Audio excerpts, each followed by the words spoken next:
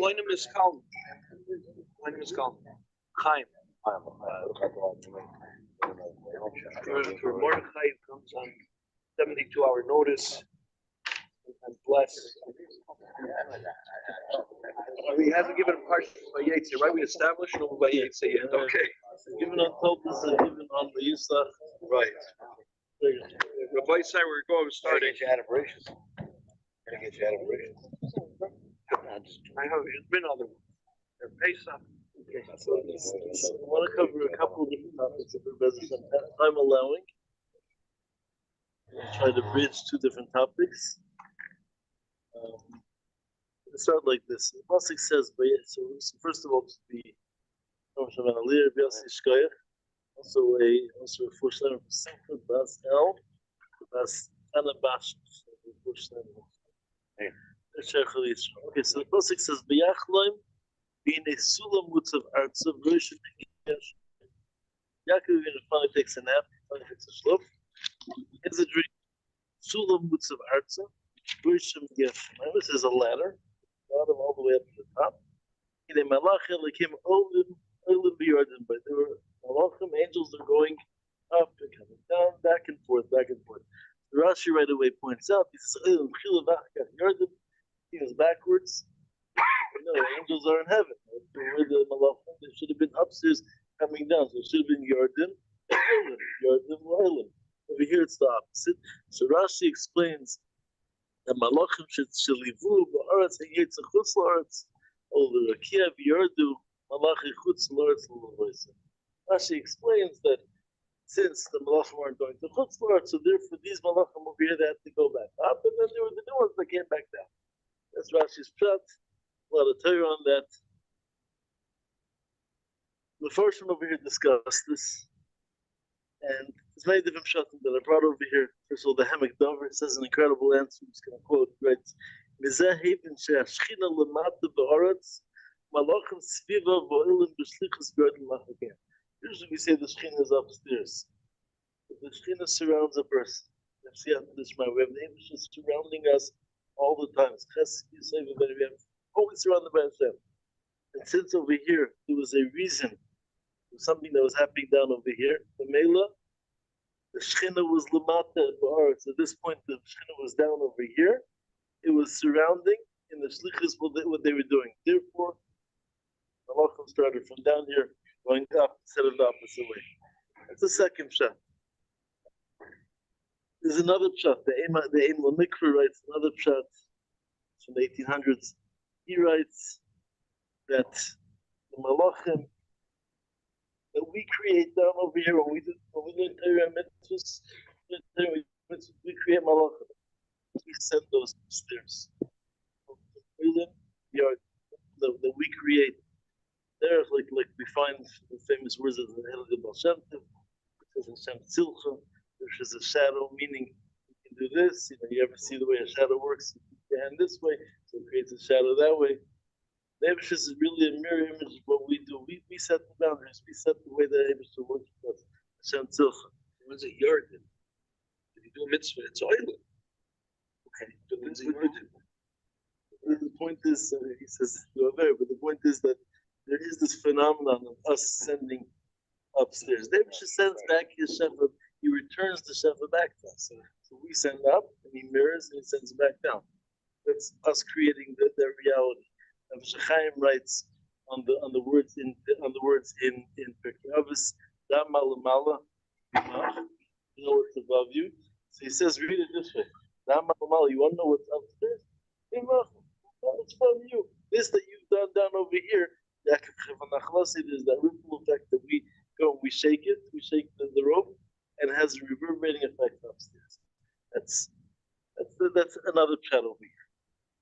That's the Kenyan Baltais says something incredible. This is where we're going to start moving from. He writes, Bihine malachim lekim olim, Hainu ha-malachim, shahochu la'afich es-Sodom. Way back when, there was a story in Sodom, there were malachim that were there, but there's 135 years early. The malachim over there, they went to turn over Sodom. And while they were there, they're inside of the house of, whose house were they in? In Lot's house, in Sodom. And while that happened, The neighbors got wind that there's a guest over there. They said, we want to get to know him, the proverbial way of knowing. Not very good. That's what they asked for. Light says, take my daughters, don't take him. Take my daughters, don't take the guests. When the Malachim heard about this, says Chazal, they heard that they were being asked to do such a terrible avera. Right away, they says, they turned to light and said, we're getting out of here. We're about to go ahead and destroy Sidon. So just reading the words of the Dasakim about this. So let's just finish the story, sorry. Because they said that we're going to go and destroy, it seems that they got offended from this whole discussion. David just said, you're getting offended? This has nothing to do with you. You're there for a shlichut. You're there to do the Abish's work.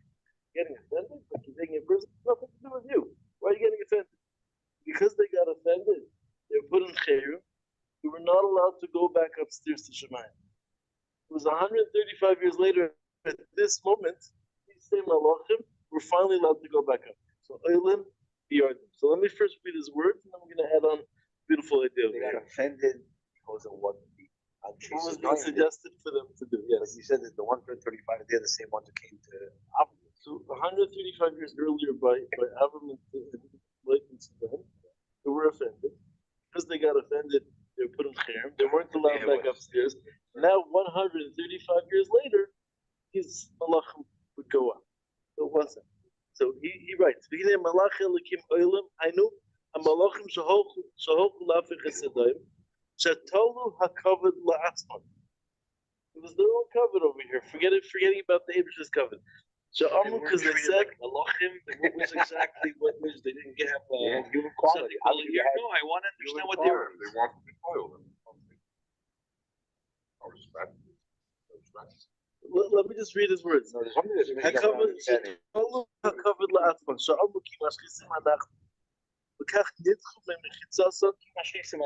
Is by Sidon. Yes. But they were there 135 years prior. Let's get the timeline. In Sidon, they said Mashkisim Manach. Yeah. And they were totally the covenant in themselves. So the Anachnu is why they said Anachnu. Is it we're doing it? Yeah, they said we are going to go ahead and destroy. So the problem was that they said we as opposed to Hashem. Right. But why did they say we're going to destroy at that point? It's like, oh, you said something insulting to me, we're destroying you guys. Oh, I see. So now, if you said total covenant, but absolutely the covenant in themselves. HaKadosh Baruch Hu. Now Hashem to So right. L'kach nidchum mechitzas shel HaKadosh Baruch Hu kuf lamed shanim. Now they finally got to go back out. Okay. So these were malachim. They were there. That's the story. They got offended. Now they get the chance to go back out. That's the medrash. Now, Did they hang out for 135 years? That's what Wandering Jew. the malachim have different things to do. They're eating kugel and salt. They don't eat. But so let me ask you, why not? Why was this the moment that they could finally go upstairs? Look, this question bothered me. I had a whole beautiful pshat, and I looked around because the pshat is so simple. It has to be someone who says the pshat. I found the Reb Mordechai. Reb Mordechai writes this pshat. He says that at the moment when Yaakov Avinu in our parsha, what happened? What's going on over here? V'yikach ma'av ha'mad. He didn't have a pillow. He had a big rock. No, he didn't have a pillow. He didn't even have any clothing. He had nothing. All he had was his walking stick because Eliphaz just robbed him blind. Yaakov Avinu was a wealthy man. He's got nothing left. Everything was taken from him. His dignity, everything stripped him. All he has is a walking stick, nothing else. At that moment, he's supposed to say, one second, I just sat and learned Torah for years. I haven't seen my family. I ran away. The brachas, what's going on? And I am left with absolutely nothing. That night, by Yol and Shem, he slept like a baby. He slept like nothing in the world bothered him. You're gone, you have nothing left. Nothing bothers him. A person like that shouldn't be able to sleep through the night. Nothing bothers him. You know why nothing bothers him? He said, this is what David wants me right now. It's nothing to do with me. I don't set the rules. The Abishah sets what's going to happen in life. And if that's what the Abishah wants from me, I don't get offended. I don't get anything. I'm just doing the Ratzon of Hashem. And because at that moment, the Malachim would finally see this lesson taking place in life, right? So remember, I don't know that they saw this from a different, that such a story happened at a different time. So because they saw this at this moment, they took the Musar and they said, hey, that's where we went wrong. This was about us. And we got offended when we should have realized we're just doing the right thing of Hashem. So now they saw this lesson. Now they're able to come back home. Now they're able to go back upstairs. This idea over here, it's interesting. What comes right after this? Next pasuk. In Hashem mitzvah v'lav v'yemra ani Hashem elokei Avraham v'ticha v'ki Yitzchak v'artz shat l'sheich v'lach v'lochat v'nezor. Everything's becoming good. First of all, you have nothing right now. Don't worry. Not helping. You're going to have a lot. But what happens right afterwards? What's the bracha of ka'afar ha'aretz? You know we're going to be kechech v'ashman. Right? We have all the types of brachas. What's ka'afar ha'aretz? We say, what do we say in like kindness, shol shayim meir, so sami daber mirma. Kale nafshi sidem. V'nafshi ke'afar lakol tiya. What does that mean? It means that somebody throws a comment at me. If I get upset, no, we're begging you, don't let me get upset. V'nafshi ke'afar lakol tiya. Should be like dust, where someone makes a comment, nothing happens. It doesn't register. I don't get offended. It's because Yaakov Avinu didn't let anything get offended. He didn't let himself get offended for anything that's happening. Because of that, he scored one for us that we would now get this bracha, this ability to be able to walk away when something offensive happens. It's not going to bother. If anything, what's going to happen? It's going to become the biggest bracha. I want to share with you a Maisa as we go further. I want to share with you a Maisa. Maisa that happened. I met somebody over here in town in the boat show. I met a person in town. We'll call him Reb Chaim Hakohen. His name is Reb Chaim Hakohen. So we'll call him that. I meet him. I used to know this person back in Eretz Yisrael in Sharm. And some years in the mirror. This is 25 years ago plus.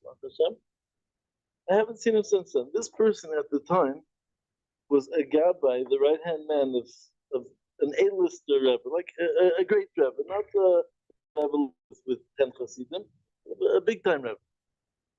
And Lamaisa, he got into the world of the Svarim Makdash, of different Svarim, and he no longer was able to remain, through political reasons, he couldn't remain as the Rebbe, but he remained very close with the Rebbe, but he couldn't remain as the Gabbai of that Chasidus. Okay, fine, no problem. I knew him when he was the Gabbai, and I used to go to the Tish, and after the Tish was finished, 2 o'clock in the morning, give me some cholent if I wanted, or I'd walk home with him. I know him well for a while. I see him, I bump into him now, it's 20 years later. Bump into him, and, oh, Reb Chaim, how are you? Reb Mordechai, how you doing? How's everything? I don't speak English, but it's all in Yiddish. And he says, he asked me how many children I have. We have 15, I know. Tell him how many. What about you? Up finish. So I used to go to him every week. He says, Reb Chaim, I remember only 4. When did you have your 5th one? There's the biggest smile comes on his face. He says, let me tell you a story. He says, I only had 4 children. He says, I got married by the 18 years old, he got married.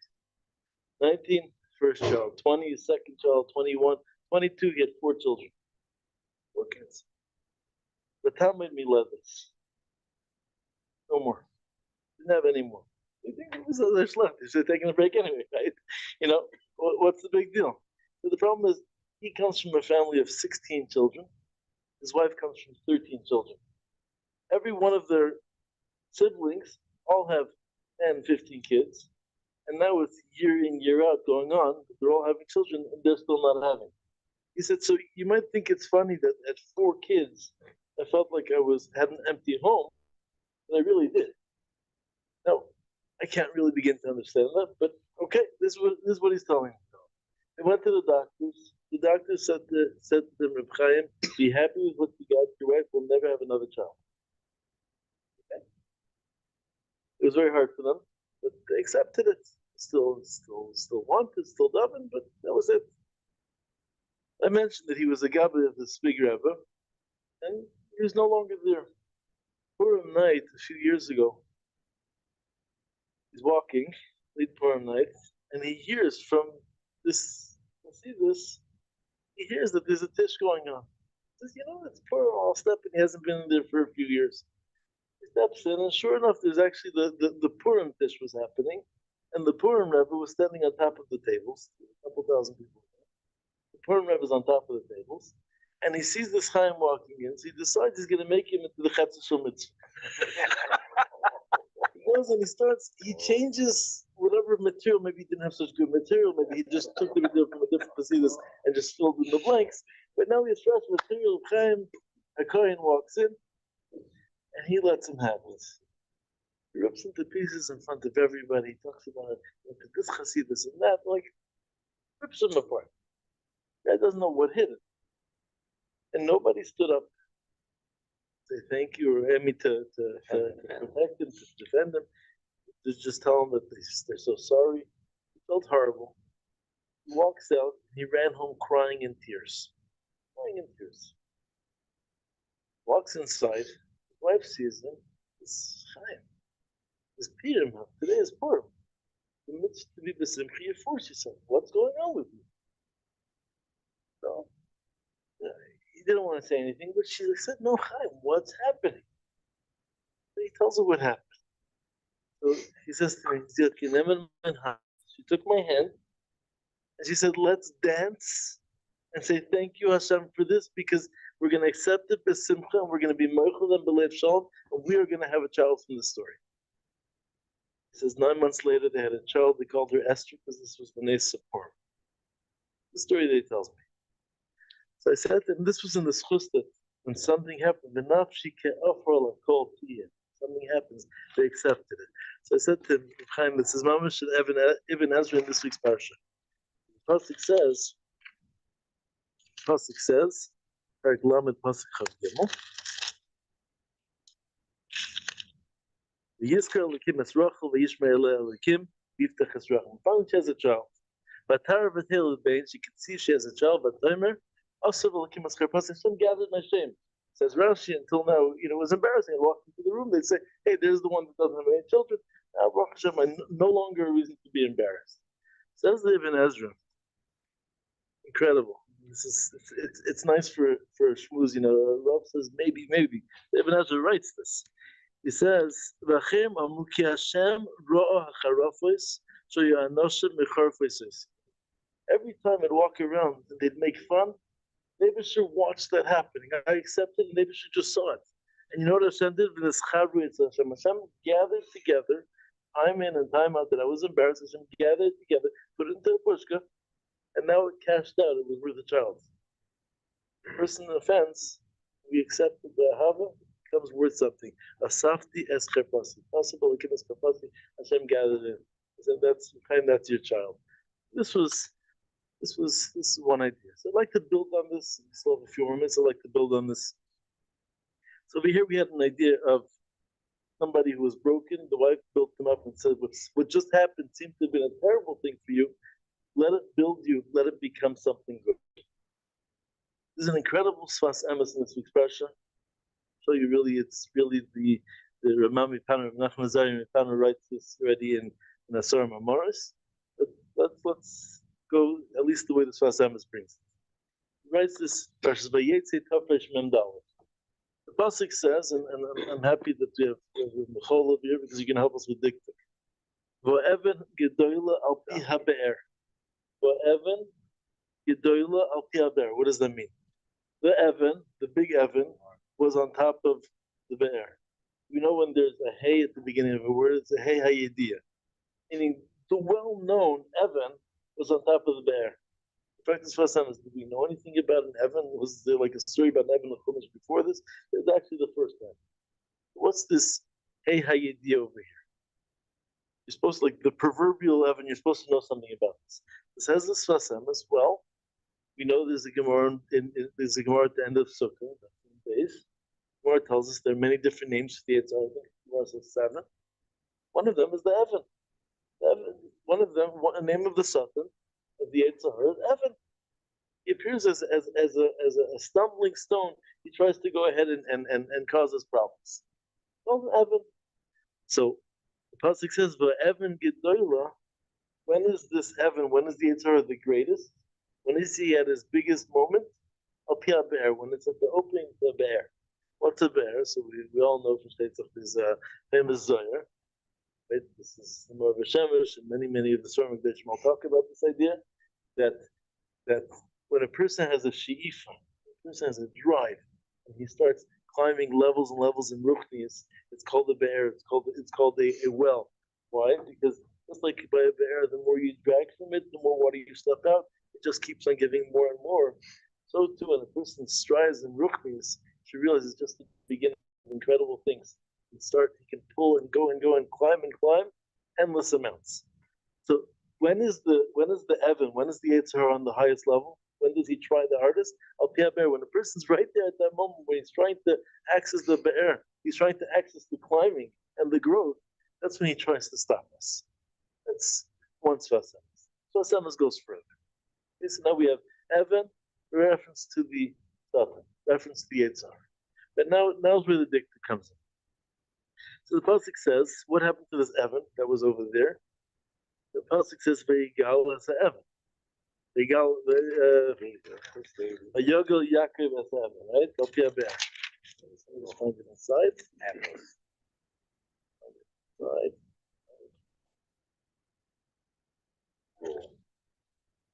What does it mean? Sorry, what was it? He rolled. Okay, Veigal is Evan Al Pia Be'er. He rolled. What's this? Veigal is Evan Al Pia Be'er. Like this Sfas Emes. What does Veigal mean? You just said it means he rolled. Rashi even tells us. By the way, just point you look at the Onkelos, the target, the word that he uses the same word, but the Golol is heaven, by the Royim. Right, the Royim went ahead, the shepherds went ahead and they rolled it. The Golol, they rolled it, right? The fact is Sfas Emes. Golol and the Yogel is the same word. Same word, really? Sounds right. He says maybe it should have said indicative. It should have said the Golal Sahab. Be consistent. The Golal, right? The Golal, they did it. So the Golal or Vayigalel. We know Golal, like a person is Hagman and there's Galila. Galil means to roll. What does Vayagal mean? So says the Sfas Emes, and again, Mharan MiPano writes this in the Psalm. It's exactly the same thing. It says to be Megala. And we're going to get there. Reveal, to be Megala. To be Megala something. V'yogel esevim, v'yigash Yaakov v'yogel esevim al Pia Be'er. So v'yogel is a lotion of gilui, to be Megala something. He says, what does this mean? This is an incredible thing. You got to open up the lid for this. He says, in Avodah, there's two ways. Again, we're assuming that the word Evan over here means yetzer. Right? We plug that in. It's 1 plus 1. We're building over here. Evan means the yetzer. So a person sees something that's offensive, sees something that's destructive. What does he want to do? Just get rid of it quickly. So the Royim, the shepherds, they had that simple approach. We'll just roll it away. We're trying to get to the water inside. There's a stone there. Just roll it away. Get rid of it. It's blocking me. It's disturbing me. Just put it back, whatever it is, but get rid of it. That's what their mahalach. Yaakov Avinu teaches us there's a much higher level. To understand that you can actually work with the stone. To be Megal, to reveal its essence and to understand that it's not there as a stumbling block, but it's there as a building block. It's there to get us to the next level. And how does that happen? How does one do that? How does one do that? How are we Megal of the Evan? So the tzaddik avoid is to reveal nature and to use it as an essence. Just to quote the way that to quote his words, he says, "Enei ach nogaf klal ve'ikr." It's not there as a nogaf. Nogaf is something that's a stumbling block. Adarabahum b'sayeya sayeh la'adam avidos. It's there to help a person in his avodah. Now, how does that work? So look at Rashi. Rashi over here says, "V'yigash Yaakov v'yogel ka'adam shemavir as hapekak me'alpit sloiches." You have a bottle. There's a bottle cap. You move it. So let's think of that muscle. What is that muscle?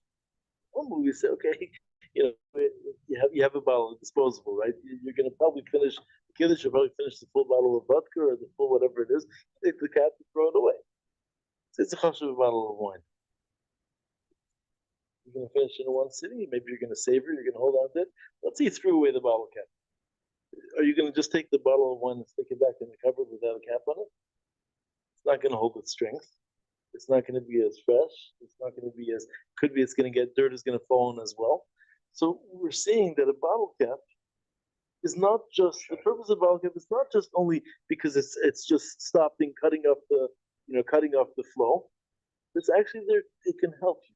It can do good things. And by the way, yain megulim, what happens with wine that's open, that's left open? You have to throw it out. So when there's just a gili without a protection, it's also not a good thing. So therefore, says the Sfas Emes, the idea over here is go ahead and to protect and to help us. But now let's go one step further. You mentioned that maybe it means joy. So says Reb Chaim Hakohen, there's actually twice in Tanakh that says the word vayagel. This is one. What's the other one we know from Tehillim? The pasuk says, "L'chein tzamach libi." L'chein tzamach libi vayagel kivaydi. It's vayagel kivaydi. It's a certain joy. Now he explains incredibly. He says, just want to read his words. There's a simcha to the Evan, le'evan noigif, to an Evan which seemed to have been a stumbling block. There's a simcha. There's mansha tzaddik ma'avir malpia be'er. Putting the two psukim together. He says when a tzaddik takes the stumbling block and removes it from on top of the well, there's a tremendous simcha to the Evan. Again, because the Evan we said is the yetzer. Says Shekain Yitzhar Lasois Ritzoin Koinen Mechavim. He says Yitzhar only wants one thing. He's not trying to mess us up. Yitzhar has a job. He's there. He's put in this world for a job. What's his job? To help us serve Hashem. That's his job. We look at him. He's the bad guy. If we can use him, that we understand he's a tool to help us serve HaKadosh Baruch Hu. When there's something bad, you take something good, you make something good out of it. It's a different type of avodah, and that's the enjoyment that even the Yitzhar himself has. So what do we have yetzer? We have it first of all because the first thing is, the Gemara in Yuma says straight up, it's going to give us schar. If you work hard, you get schar. But more than that, let's go a little bit deeper, and we're going to try and wrap it up now. Shalom l'rochak l'akaret. Famous pasuk Shalom l'rochak. So Shalom means peace, but it's also a name of Hashem. That means that whether a person is rochak, whether a person is feeling very distant. Sometimes we have that feeling, we just feel so far from HaKadosh Baruch Hu. Or whether it's karev, whether a person feels a service, the shalom, the Eibusher is right there. No matter what's going on in a person's life, the Eibusher is there standing next to us the entire time. So why the distance? Well, the distance is actually to get us to feel, to work harder, to come closer. Absence makes the heart grow fonder. So the Degel Machne Ephraim is an incredible emotion. An incredible emotion. Mizuk from the Degel. They say it like this: a child is learning to walk. As the child is learning to walk, so the father holds his two hands and gets him to take a step, another step. Afterwards, he takes away one hand. He says, "Okay, now you're going to walk. I'm still holding you. One hand."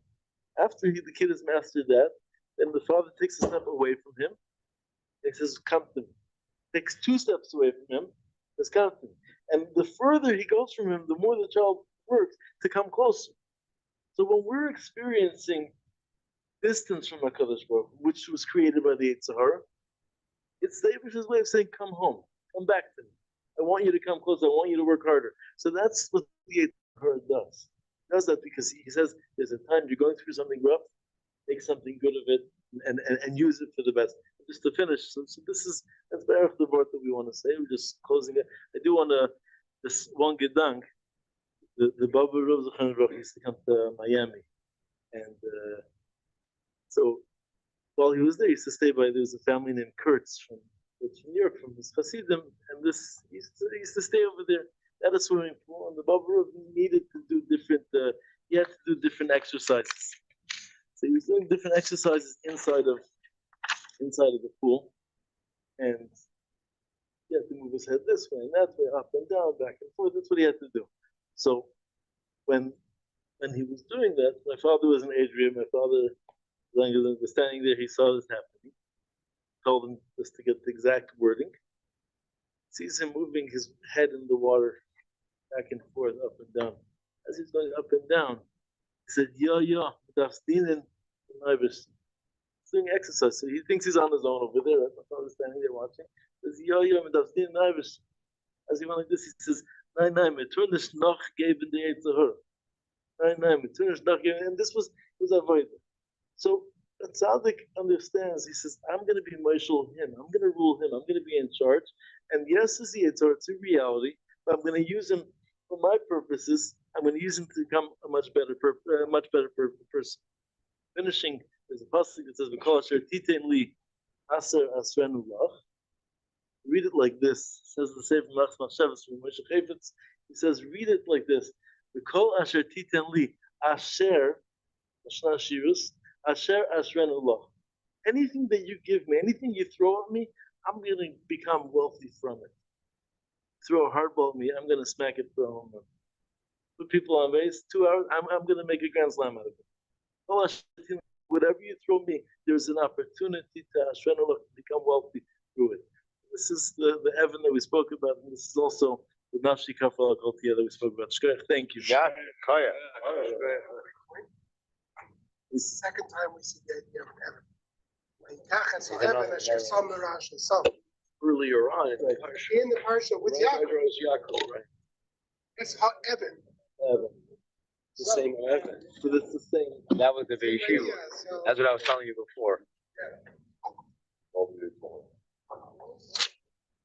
Is it in the beginning? Otherwise, I'll be a Hishwes, right? Yeshiva, which goes well with you. This is what the Edry is saying. We're telling him. We take it and we put it back. That's what you say. We put it back.